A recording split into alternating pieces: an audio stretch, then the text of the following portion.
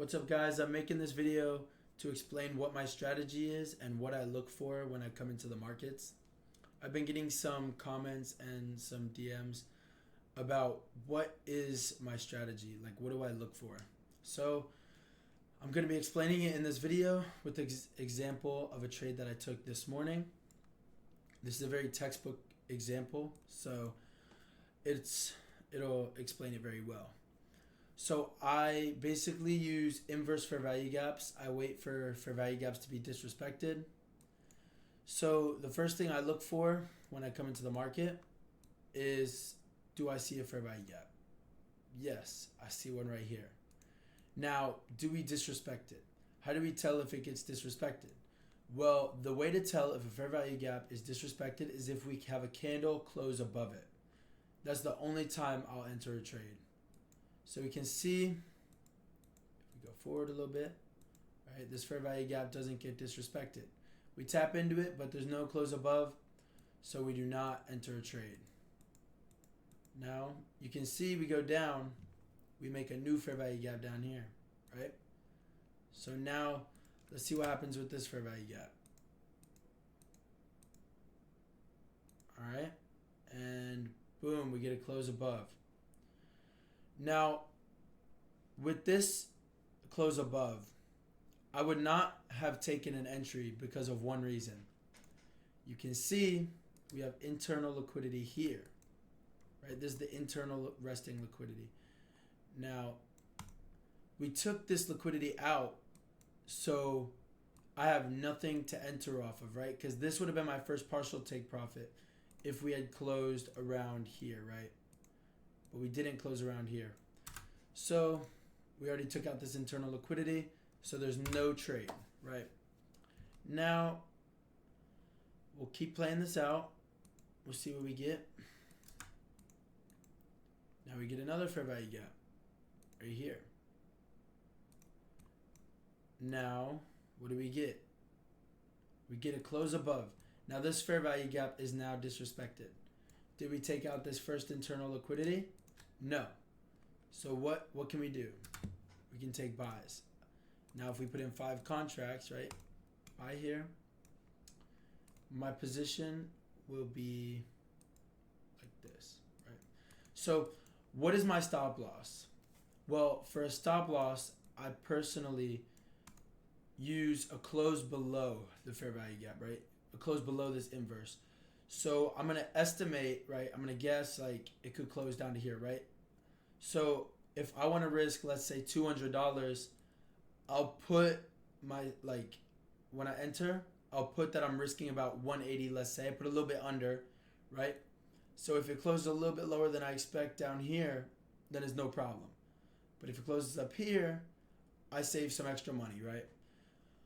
So I'm going to put right here, when I put it into my thing, let's say when I'm entering my trade, I'll put that I want to risk about $200, right? If it stops around here, because I don't use a hard stop. I don't actually put it at the swing low. Some people do, right? But I personally don't. Now, for my take profits, today we did have a data high, right? As you can see, I already drew it out. We have a data high. My full take profit would be here, or for runners would be there.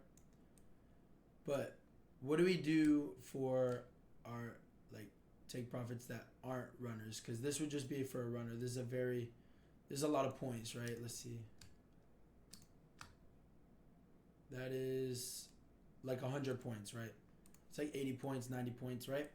So I personally don't target that far. So what I would do with 5 contracts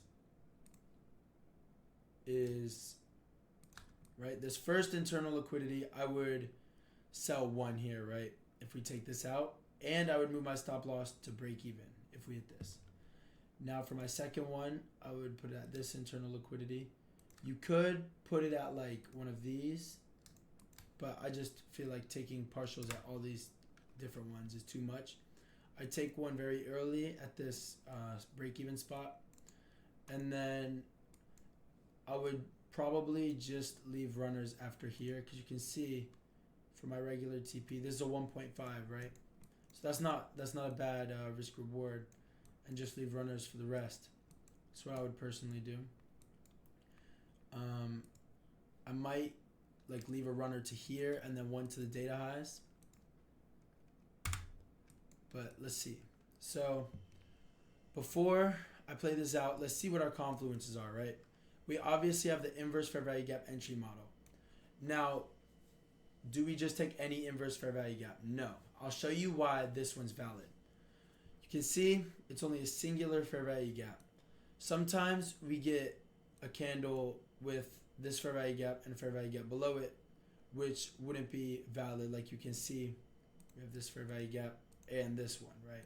So taking an inverse off of this first one wouldn't be valid. But you can see if I go on the 2 minute, we have delivery from this 2 minute fair value gap, right? So delivery from this 2 minute fair value gap is a confluence to this inverse fair value gap, right? So we're delivering from the 2 minute, right? We're being supported by the 2 minute fair value gap. We're inversing the 1 minute. What other confluences do we have?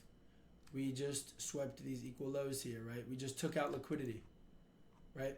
So we took out liquidity and we also took out this one down here. So we took out liquidity and we're being supported by this fair value gap.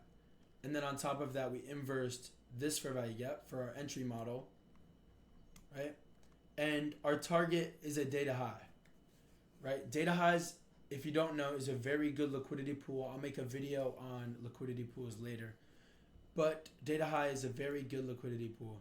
So let's just play this trade out and see what happens. See, in the next candle, right? We take out our first internal liquidity. So I'll sell one of my contracts, right, for partials. And now we move our stop loss to break even, right? So now we'll see what happens, right? If we're going to sell some more here, right, at this next TP. You can see we hit it right here. Now, if I'm going to leave runners, right, let's say I want to leave one runner. So I sell the other three. Now I just have one contract. So now for my full TP for my runner is going to be here. And now it's at break even, right? So this is risk free. This is just an extra runner. If it gets stopped at break even, we don't care. If it hits the take profit, all good, right?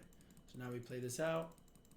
You can see, boom, hit the take profit for the runner, right? Like I said, data highs is a very good liquidity pool. That's why I chose to use it as the target. Very good risk reward trade. Obviously, we left a runner for the data high because I don't like risking almost 100 points for my take profit.